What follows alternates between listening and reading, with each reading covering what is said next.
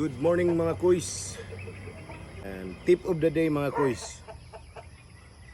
Quality chicken means quality price.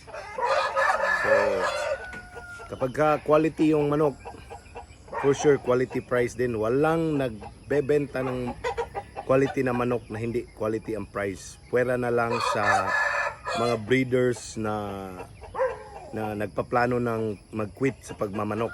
Pero kapag hindi, mga kuys, tandaan nyo, quality chicken means quality price.